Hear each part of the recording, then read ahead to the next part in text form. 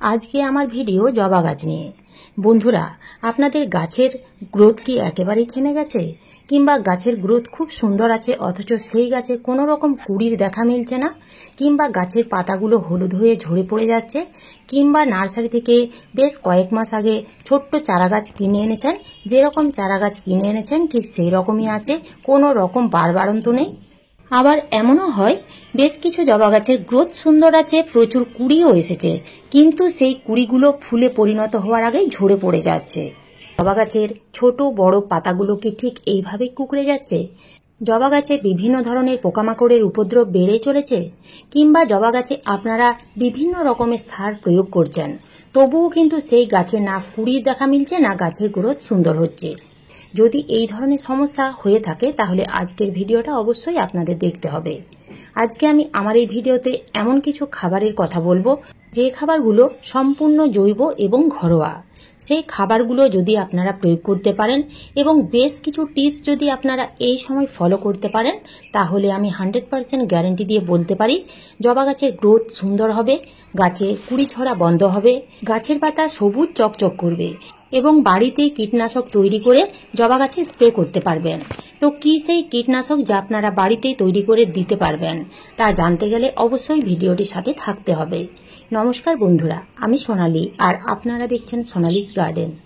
বেশিরভাগ জবা গাছের প্রধান যে সমস্যা তা হলো কুড়ি এবং পাতা হলুদ হয়ে ঝরে যাওয়া।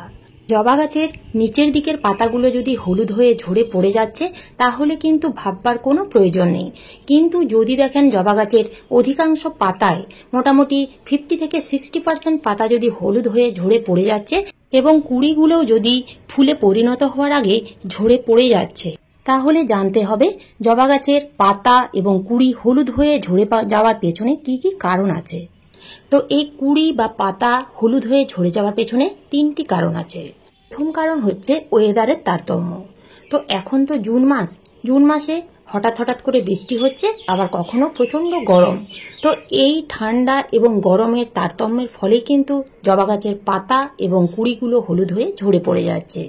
আপনারা এখানে দেখতেই পাচ্ছেন আমার প্রত্যেকটা জবা গাছের পাতা কিন্তু সবুজে সবুজ এবং চকচক করছে। এই ওয়েদারের তারতম্যের ফলেও কিন্তু আমার জবা গাছের একটা পাতাও হলুদ হয়ে ঝরে যায়নি। জবা গাছের পাতা হলুদ হয়ে যাওয়া এবং কুড়ি ঝরে যাওয়ার পেছনে দ্বিতীয় যে কারণ তা হচ্ছে জল। এখন যখন তখন বৃষ্টি হচ্ছে এবং কন্টিনিউ বৃষ্টি হয়েই চলেছে, যার ফলে গাছের মাটি শুকোতেই পারছে না, মাটি সবসময় প্যাচপ্যাচে ভিজে থাকছে। আমরা যে খাবারগুলো দিচ্ছি সেই খাবারগুলো ঠিকমতো গাছ গ্রহণ করতে পারছে না, যার ফলে গাছের পাতা হলুদ হয়ে যাচ্ছে এবং কুড়িগুলো সব ঝরে যাচ্ছে।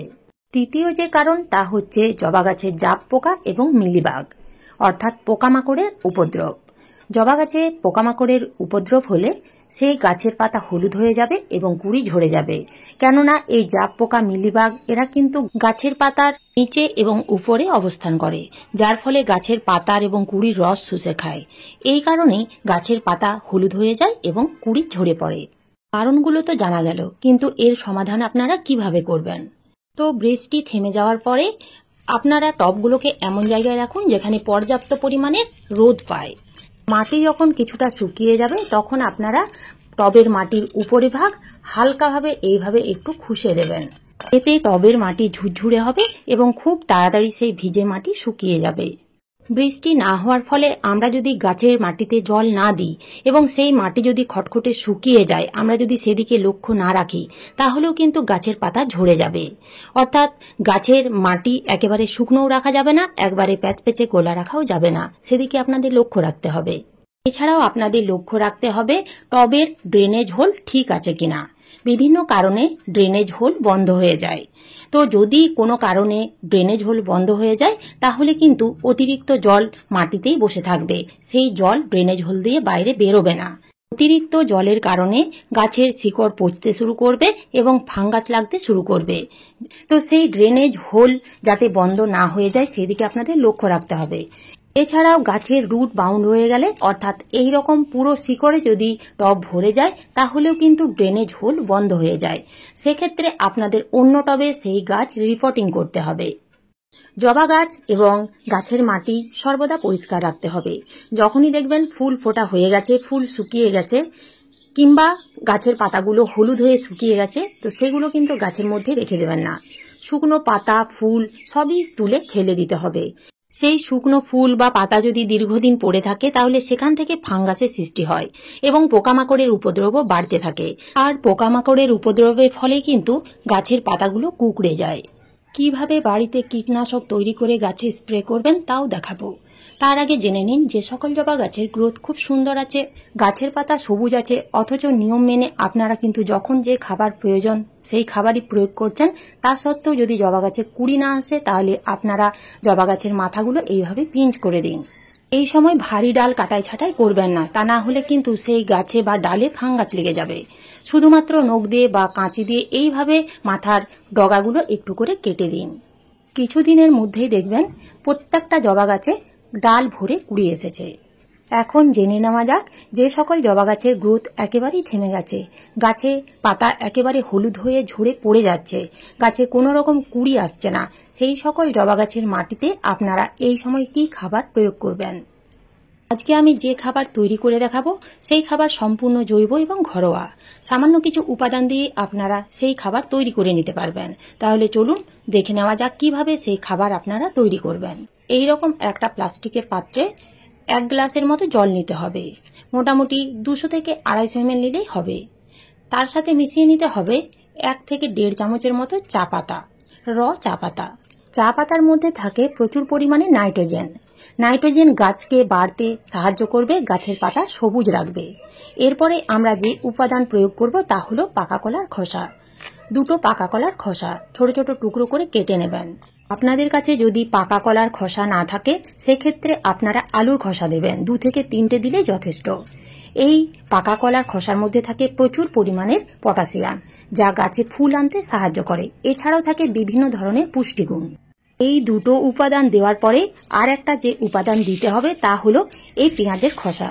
এই পেঁয়াজের খোসা আমরা কিন্তু ফেলেই দিই। তো এই পেঁয়াজের খোসা ফেলে না দিয়ে আমরা যদি গাছে প্রয়োগ করি, বিশেষ করে জবা গাছে, তাহলে কিন্তু গাছে প্রচুর পরিমাণের ফুল আসবে, গাছের গ্রোথ সুন্দর হবে এবং গাছের পাতা সবুজ থাকবে। পেঁয়াজের খোসা দিতে হবে 1 মুঠো। পেঁয়াজের খোসার মধ্যে থাকে potassium, phosphorus, calcium, magnesium, iron, sulphur, zinc, কপারের মতো নানান উপকারী খনিজ উপাদান, যা সহজেই গাছ গ্রহণ করতে পারে। এছাড়াও গাছের মাটিতে দিলে গাছে পোকামাকড় দূর হয়ে যায়। 4 থেকে 5 দিন এইভাবে ভিজিয়ে রাখতে হবে এবং এই 3টি উপাদানের যে পুষ্টিগুণ সেগুলো কিন্তু জলের সাথে মিশে সুন্দর একটা সারে পরিণত হবে। এই খাবার গাছের মাটিতে দেওয়ার আগে 50% প্লেন জল মিশিয়ে নিতে হবে। ডাইরেক্ট গাছের মাটিতে দেওয়া যাবে না, তাহলে কিন্তু গাছের ক্ষতি হবে। এই বর্ষাকালে যখনই আপনারা এই খাবার প্রয়োগ করবেন তখন কিন্তু দেখে নেবেন টবের মাটি শুকনো আছে কিনা। ভিজে গোলা মাটিতে কিন্তু এই খাবার কখনোই দেবেন না। যখন দেখবেন টবের মাটি ঠিক এই রকম শুকিয়ে গেছে তখন আপনারা এই খাবার প্রয়োগ করবেন। অতি অবশ্যই ছেঁকে ব্যবহার করবেন, তা না হলে গাছের মাটিতে ফাঙ্গাস লেগে যাবে। এই খাবার আপনারা 15 দিন অন্তর অর্থাৎ মাসে 2 বার প্রয়োগ করুন।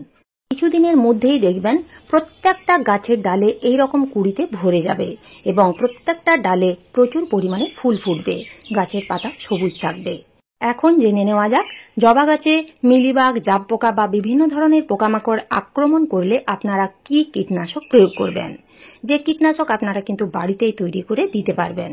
তো সেই কীটনাশক তৈরি করার জন্য এমন কিছুই প্রয়োজন হবে না। শুধুমাত্র লাগবে 1 লিটার জল আর এই রকম ছোট্ট চা চামচের 1 চামচ বেকিং সোডা। বেকিং সোডা কিন্তু বেশি ব্যবহার করবেন না, গাছ জ্বলে যেতে পারে। তাই 1 লিটার জলে এইরকম ছোট্ট চামচের 1 চামচ দিলে যথেষ্ট। ভালো করে গুলে নেওয়ার পরে আপনারা স্প্রে বোতলে ভরে গাছের পাতার নিচে, উপরে, কুড়িতে ঠিক এইভাবে বারবার স্প্রে করে দেবেন। এইভাবে আপনারা যদি প্রত্যেক সপ্তাহে 1 বার করে স্প্রে করে দিতে পারেন তাহলে কিন্তু গাছে কোনো রকম পোকামাকড় থাকবে না। শুধুমাত্র যে বেকিং সোডা কীটনাশক হিসেবে কাজ করবে তা কিন্তু নয়, এই বেকিং সোডা ছত্রাকনাশক হিসেবেও খুব ভালো কাজ দেয়। তো আপনারা কিন্তু একই সাথে 2 ধরনের সমস্যার সমাধান করতে পারবেন। তবে মনে রাখবেন বেকিং সোডা এবং বেকিং পাউডার কিন্তু এক নয়। তবে এই সময় আপনারা এইভাবে একটু জবা গাছের পরিচর্যা করুন, দেখবেন এই রকম গাছ ভরে ফুল পাবেন, কোনো রকম গাছের অসুবিধে হবে না। তো এই ছিল আজকের আমার এই ভিডিওটি ভালো লাগলে একটা লাইক অবশ্যই দেবেন, কমেন্ট করতে ভুলবেন না। যে সকল বন্ধুরা আমার চ্যানেলের ভিডিও আজ প্রথমবার দেখছেন সে সকল বন্ধুদের কাছে অনুরোধ রইল চ্যানেলটিকে সাবস্ক্রাইব করার। আপনারা সবাই ভালো থাকুন, সুস্থ থাকুন। ধন্যবাদ।